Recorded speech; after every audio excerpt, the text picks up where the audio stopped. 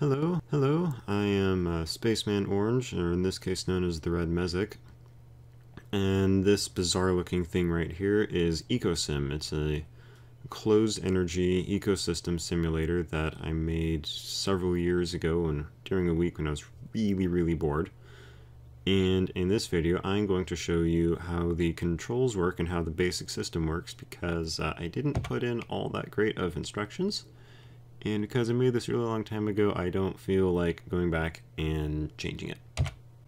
Alright, so I said in the beginning that EcoSim has a closed energy system, and what that means is that the only energy in the game, the only resources you could say, are what you put into it, and it only leaves when you take something out of it. It's something you can do later on to change that law of conservation of energy, but basically, energy only goes in when you put it in, and it only takes it out when you take it out.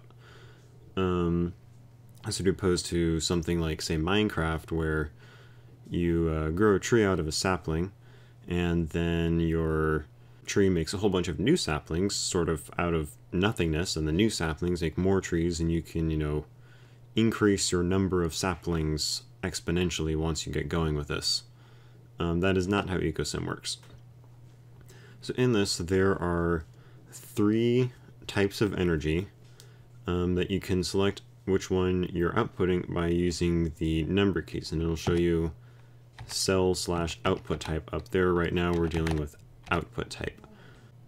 So we have 3 kinds of energy. The first kind of energy, and all of these you place in the world with the left click or holding down the left mouse button, is red energy, which I called heat in our little help section here. Heat is the basic type. It has a concentration shown by the color, which goes from black to red to yellow to white when it gets super concentrated. And as you can see, it will spread out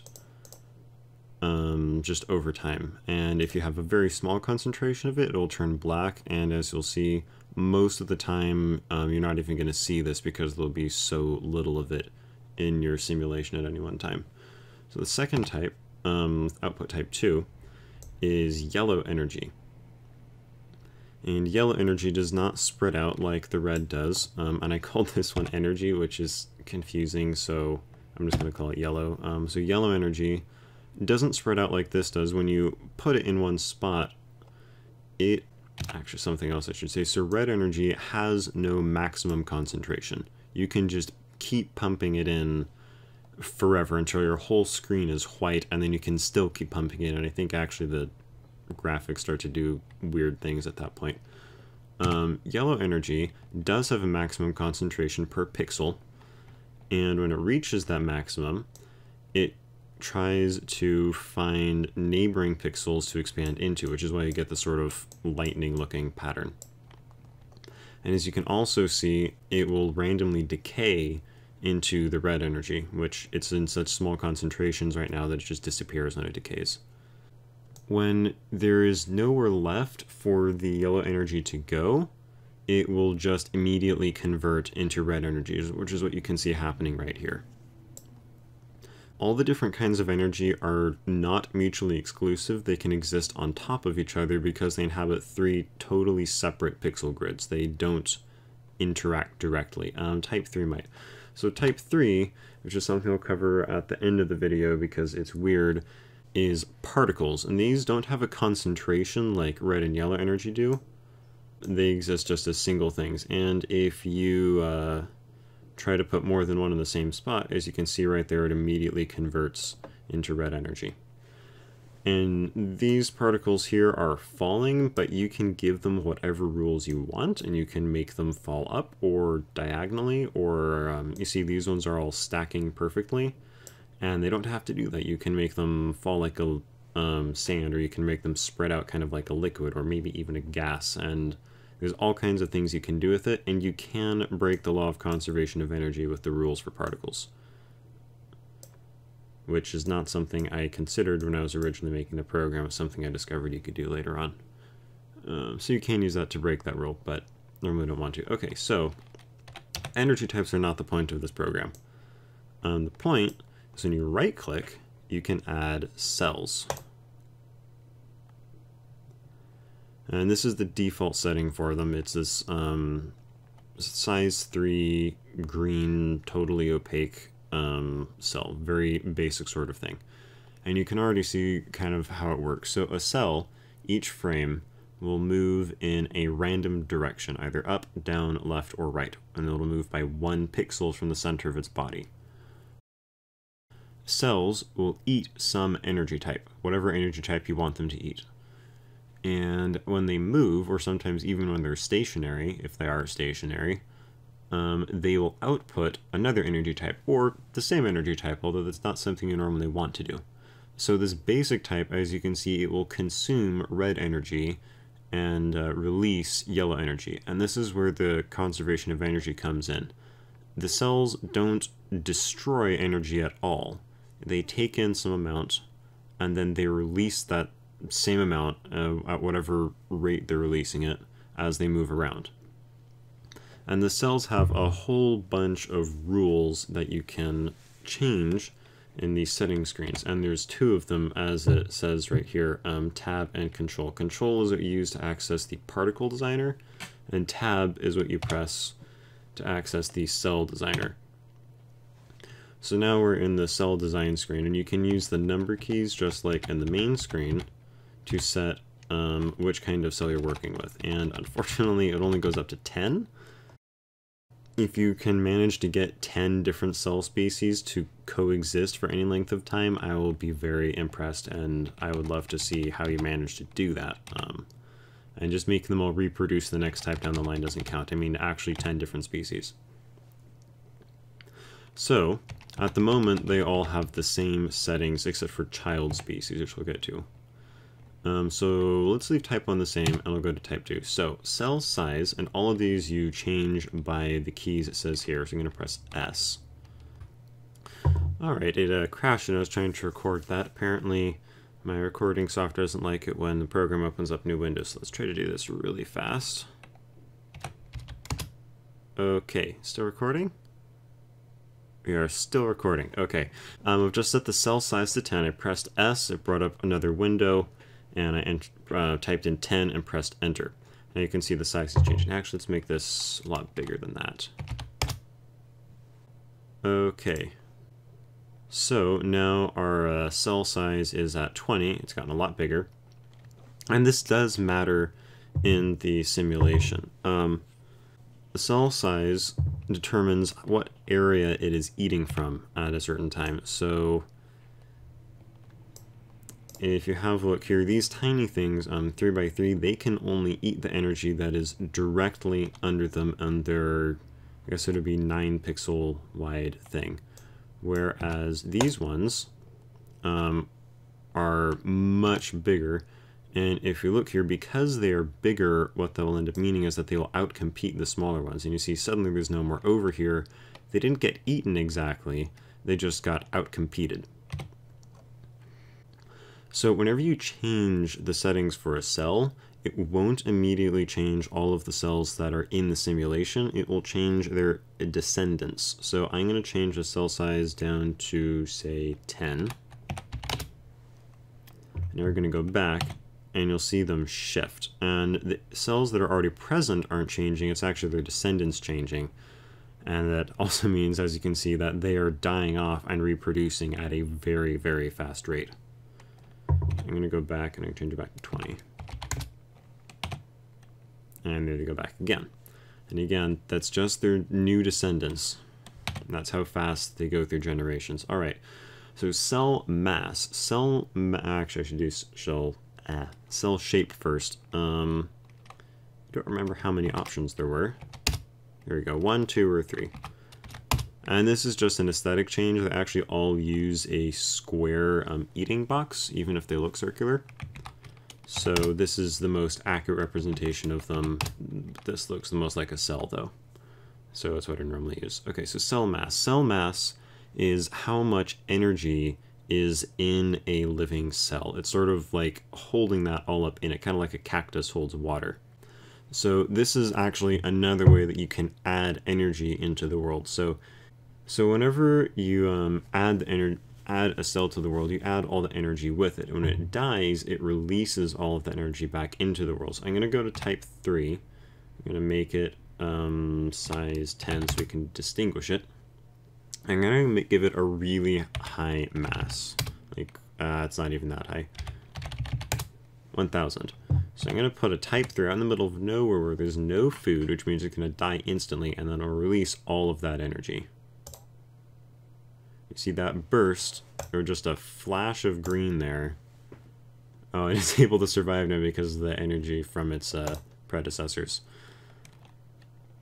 Alright, but you can see that it releases the energy back into the environment, which again makes it a closed system. Alright, let's go back to type 2. So whenever a cell reproduces, or tries to reproduce, which it does every frame, it checks certain things. It looks at the mass of its cell, and the energy to child is how much starting energy will be in the child's stomach. This is not the mass that it's retaining. This is energy that it is using up in movement or just in the cost of living. And then you can also tell it to retain a certain amount of energy in its stomach. And because the energy to retain is currently 0, that's why the generations are passing so quickly, because every time it reproduces, the parent basically dies because now there's no more energy. So every frame, this kind of cell is saying, okay, I need to have enough energy in my stomach to reproduce. And that means I need to have 0.5 for the mass plus 0.3 for the stomach, which brings to a total of 0.8. And every time it reaches 0.8, it will reproduce, and it'll put all of that energy into the child.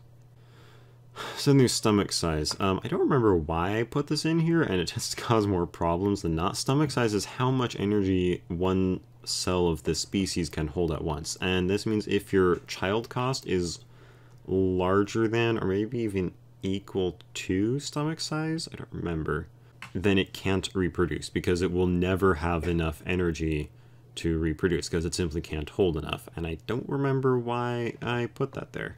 I think I did that for experiments, because sometimes they didn't want them to reproduce. Whatever, it's useful sometimes. Okay, oh yeah, and even put this line here. If stomach size is less than child cost, cell cannot reproduce.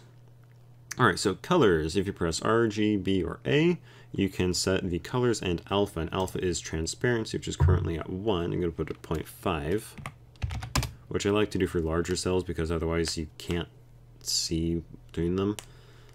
Yeah, so I like to put alpha at 0.5 because otherwise you can't see between the larger cells. Smaller cells I normally keep it at 1. And I'm going to put blue at a higher value. Okay, so let's go back and we'll see they'll change. Oh, the little ones all died off. Oh, I know why. Alright, so you see they'll change, and a little easier to see how many there are of each type now. Okay, move cost. This is how much energy a cell takes from its stomach and puts into the world every time it moves. So currently that's 0.1, and you'll notice that's the same for both of these types. This means that both of these basically require the same amount of energy to live, and they also have the same mass. So even though this one's bigger, that's just the area it can eat from.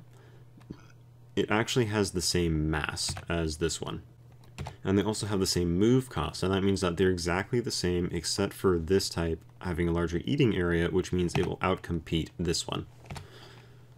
And I'll show you how changing that can affect things. So I'm going to make our type 2 mass up to 1 and move cost 0.2. So now I've doubled the values for our second species. And we should, oh, and see, that I did that again. That's why I said this tends to cause more trouble than it is, than it's useful, because now cost is larger than stomach, and I forgot to change it. Okay, so I think I'm going to have to add a new specimen because none of these can reproduce now. Here we go. Maybe I'll start a new colony over here. Alright, so I'm going to put the little ones in first, and then I'm going to put the big ones in. And what you should see is that the big ones will stay towards the middle where there's a higher concentration of energy because they need more energy to survive because they use it up faster. And the little ones are able to survive on the outskirts because they need very little energy to survive. Put this out here, we'll go colonize that. And you can see that the big ones just aren't going over there. And that means I have to talk about species movement versus individual movement. I'm not going to do that right now. Okay. Okay, so eat type. 1 is red energy, 2 is yellow energy, 3 is particles, and I don't know what 4 is. I'm going to assume it's cells, which I didn't think I'd implemented that by the time I stopped working on this. So I'm going to go to 3, I'm going to put the mass down to something reasonable. And I'm going to change the color. And okay, so for this one, it's a fairly small thing. And I am going to change it so that instead of eating red energy, it eats yellow. And waste type is exactly the same. It's just what it produces instead of what it eats. Waste type is going to be 1. And so now these two will have a symbiotic relationship because what they eat and what they waste is reversed. So I'm going to go 3 and add this over here, and we will see a population explosion.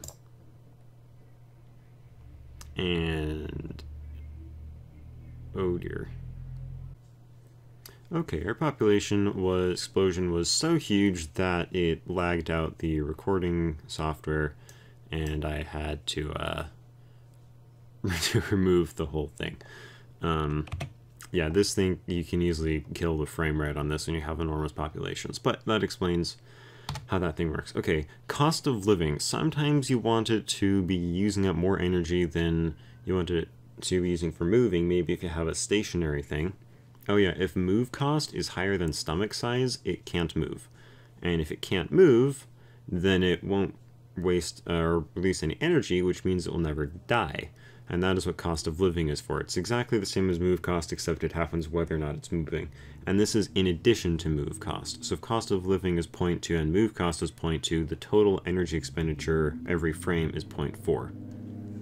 Okay, child species. Whenever it reproduces, it will make that species. So if I make this 1, and on 1 I make it 2. I don't know why I made that I. And we go back here, you will see now they are alternating constantly. Except that the green ones have a much higher population. Because their stomach size is not large enough. That is why. Okay, there we go. So now you see them alternating because I set the child species different. You can do some weird things with this. I've experimented with having stationary cells that release tiny spores all over the place. And I've actually had some success with it. Okay. Death waste is the type of energy that it releases upon death. And this is, again, pretty much what it sounds like. This is red energy, this is yellow energy, and that should be particles, and I'm not sure how... Oh, there we go. Okay, so if it's a particle, you have to specify what particle type, because different particle types have totally different rules. Okay, release type. Okay, let's make a whole bunch of more energy over here. Lots and lots. So if I remember rightly, okay, yeah, that is what that is. So the release type was something I did. Normally, every time it releases energy, either through move cost or cost of living, it will release it just at the middle pixel of its body. But in release type 2, it releases it over the entirety of its body. And that's why as these things are moving around, you see there's kind of like a haze out here instead of the individual pixels. That haze is caused by these big blue cells releasing yellow energy from all over their body at once. And move type. I don't remember what move type means. Particle. Oh! Oh, I forgot about that. Okay, so move type, when it's 2, means it will only move in certain particles. And the idea of this,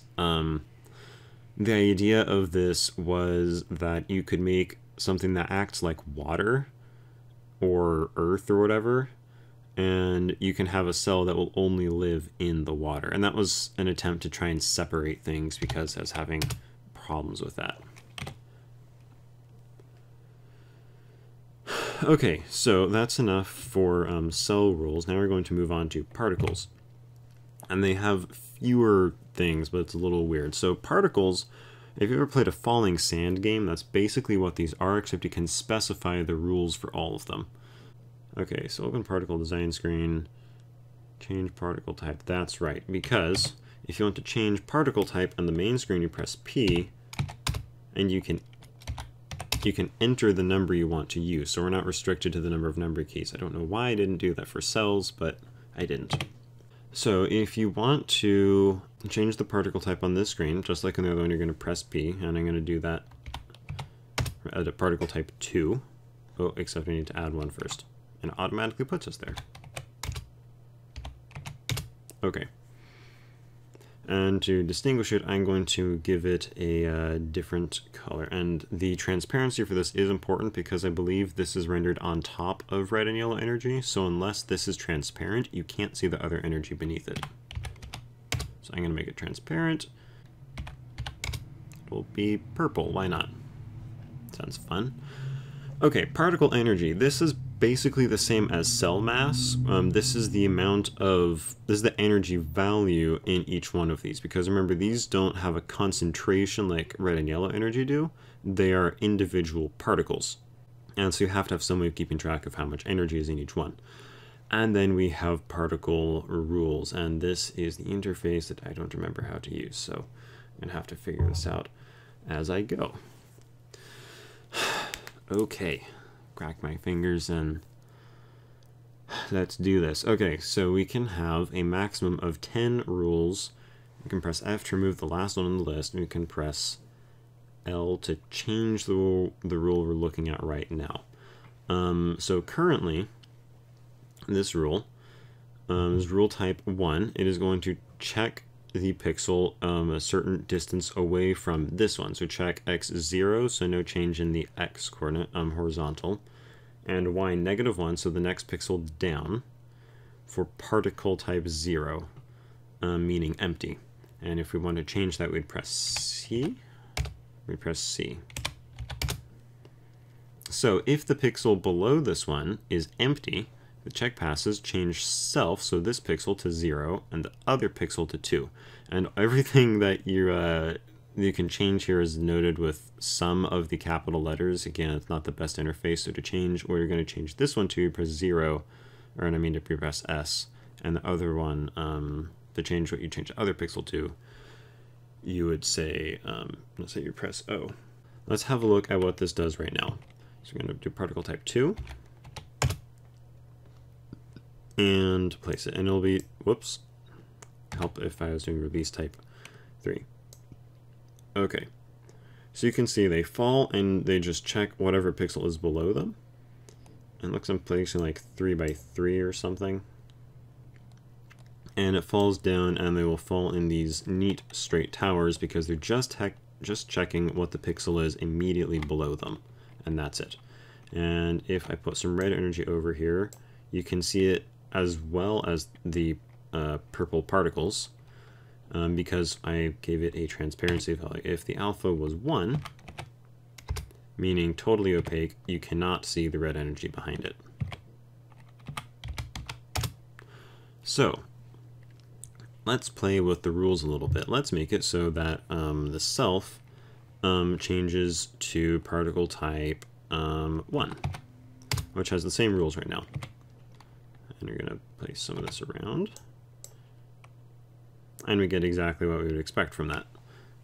As the purple particles fall, the white type 1 particles are replaced, or replace them.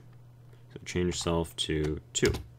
We'll have, again, exactly what I expect. It just makes more. And this is where we are breaking the law of conservation of energy, because every time it does this, it changes self to 2 and other to 2, it is creating a new particle with energy value 1. We have just created energy with the rules, which you're not supposed to be able to do, but you can, because I forgot to make it not do that.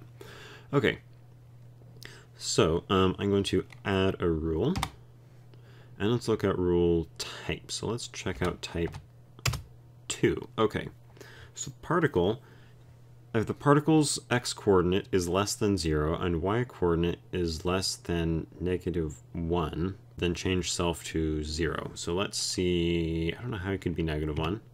Ooh, I guess that's how. Okay, so this means that, again, totally breaking law of conservation of energy now, we're destroying things. Once the particle gets to the bottom of the screen, it will just delete itself, basically. Because its y is now... Wait, what? Did it just go through the other particle type? It's not supposed to be able to do that. Okay, that was weird. By the way, it checks the first rule first, and then whatever other rules come after it in sequence, that'll be important later on. Okay, so I can press period and comma to cycle through condition type, so I can do equals and programmer style. That's pretty much what those do. Then change self to 0. Okay, type 3. Gotta go a little faster here. Ah, yes, Conway's Game of Life, except I failed in doing that. So if there are more than 1 particles of type 0 around self out of 4, then change self to 0. Oh boy. Out of 4, and that means it's checking only orthogonally, not diagonally, because rule type 4 is exactly the same thing, except it checks all 8 around itself. Oh boy, okay, so if there are more than, let's see, if there are more than 3, maybe? Then change of type 0, then change self to 2. I have no idea what that will do. Whoops. Nothing, really? Okay. So you can play around with these a whole bunch, and I'm going to show you a quick application of it, of something that's actually useful here. So we are going to check, we're going to make a sand type thing. We're going to make it check not just directly below it, but after it's checked directly below it, so after it's fallen, it'll check to the sides. So we're going to do x -1, and then add another one, and do x1. And so this is going to check the negative on this side and to the positive on this side, and then instead of falling in columns, it'll fall like sand. Oh, and you can already see that, oh, whoa, that was weird. Ah, okay. Alright, so I'm going to place them around here. I'm going to place it in a big column, and whoa! Whoa! Okay, I have no idea what just happened there. But you get the idea. It's now more sand-like, kind of. Oh, hello, cells. Alright, so I believe that covers everything in EcoSim. This video is a little longer than I had wanted it to be, but now you know all the rules. If people are interested, I will make some more videos showing you some of the other cool things you can do about how symbiosis works and how you can do the spore technique that I was talking about earlier, and also about the difference between individual movement and population movement, though you should figure that out for yourself pretty quickly if you experiment with this thing. And yeah, if you do anything really cool with this, then please post a comment and let me know what you've done, because I'd love to see what other people do with my program. There's all kinds of cool, weird things you can do in here. Thanks for watching.